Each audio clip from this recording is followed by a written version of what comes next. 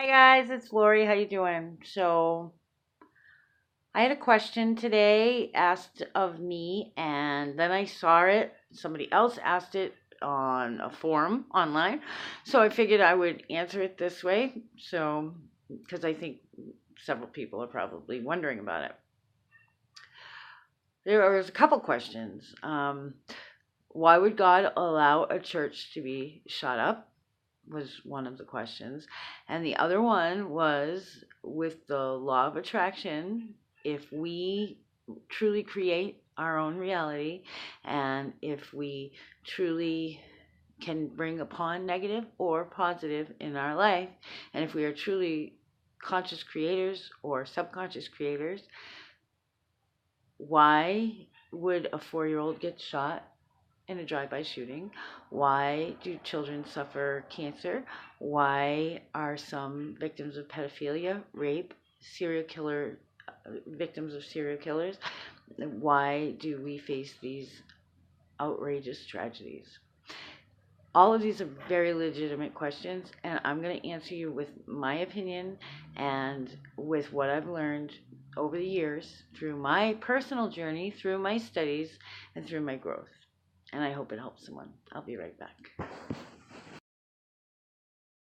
Okay, so the law of attraction, calling to yourself what you wish, manifesting, conscious creating, subconscious creating, what you think about, you create. Okay, so we know that the spoken word is very powerful. We just talked about that in another video, how you can edify somebody with your speech. Your tongue is a very powerful member.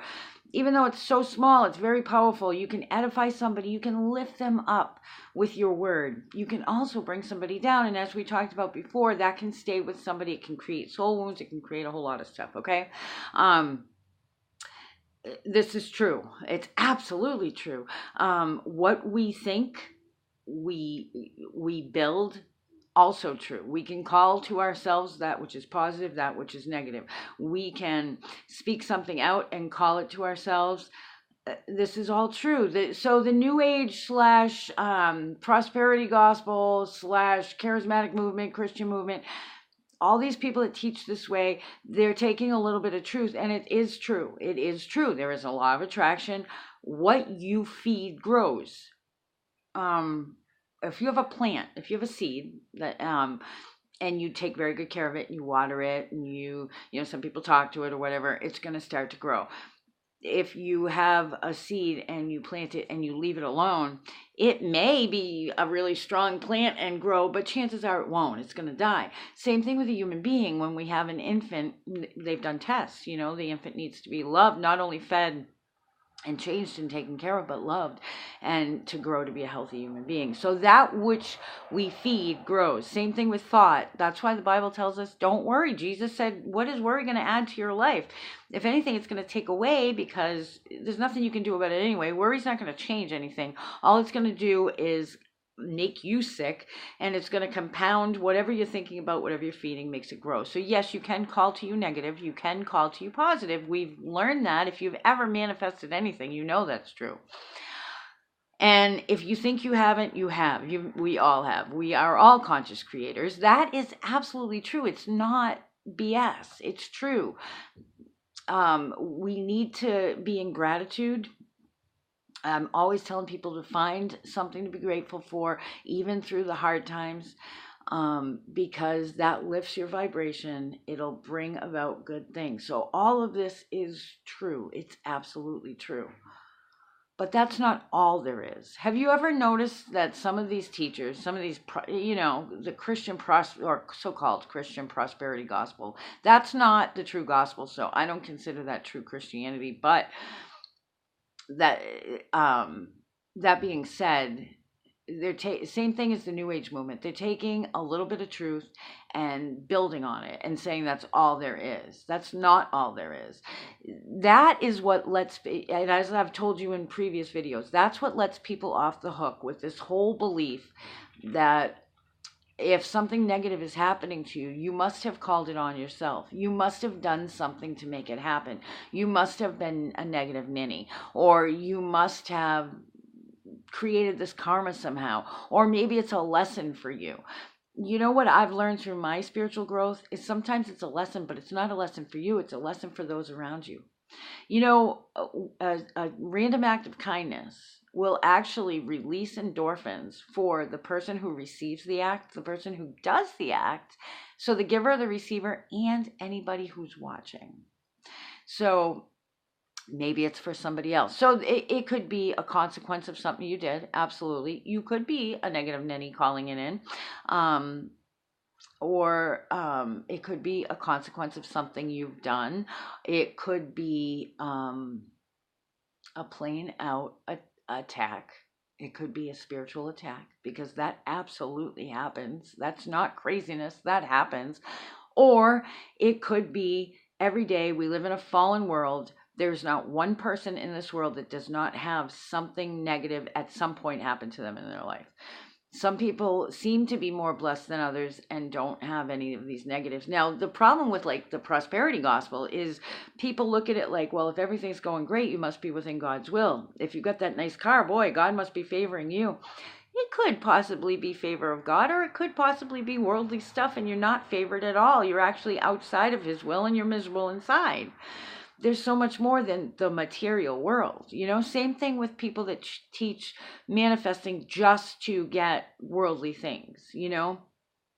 Have you ever noticed that people of this mindset, of this belief, whether it be New Age or prosperity gospel or, certain charismatic movements or just different beliefs, there's so many different beliefs in the New Age movement. So all these kinds of different beliefs that believe, that we are creating everything and everything is like they put it on the victim.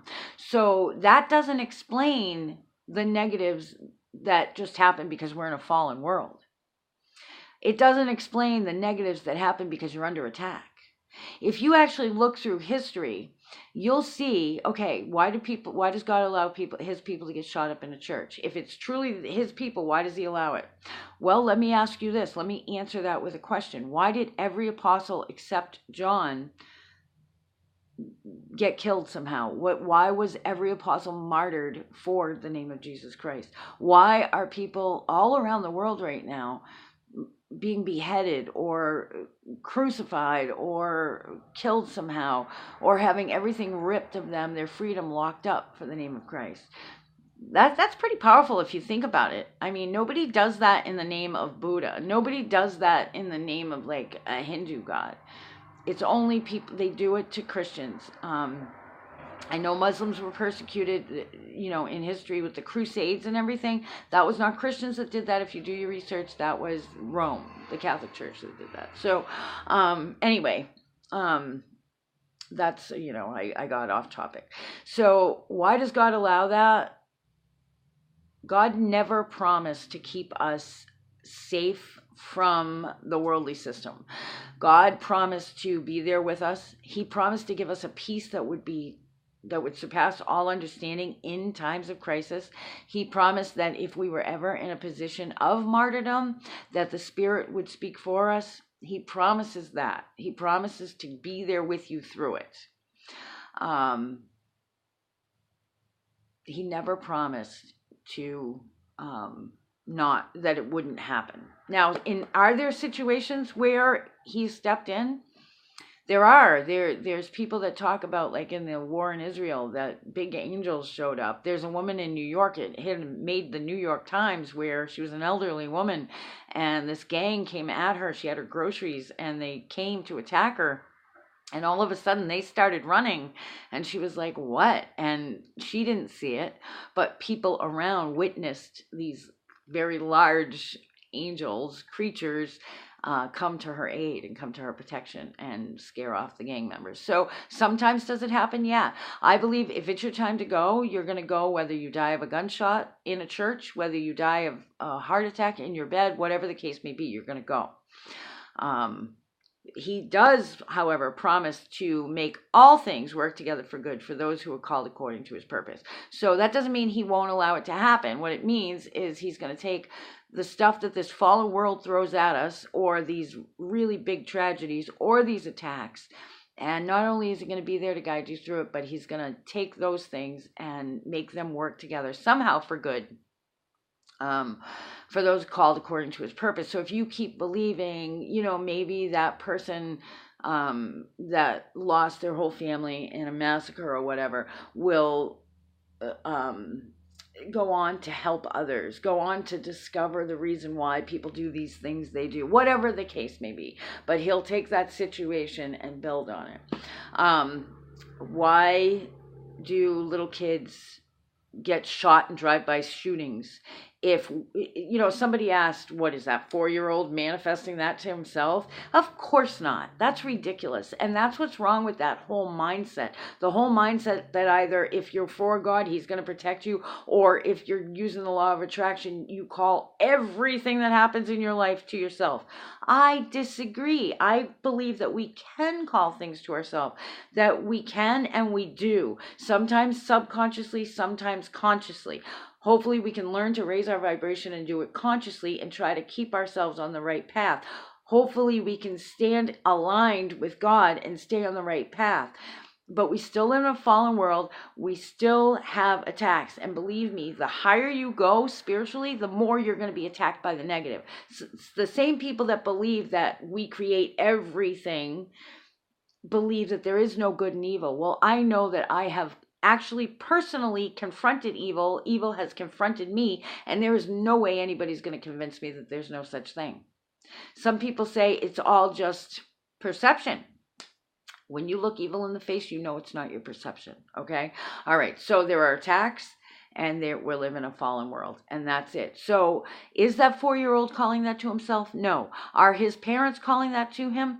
Possibly, if they're involved in that stuff, but through just thought. And no. Is that rape victim calling that to herself? No. Is that serial killer victim calling that to themselves? No. Can you be, okay, so it's either a consequence of something you've done if something negative happens.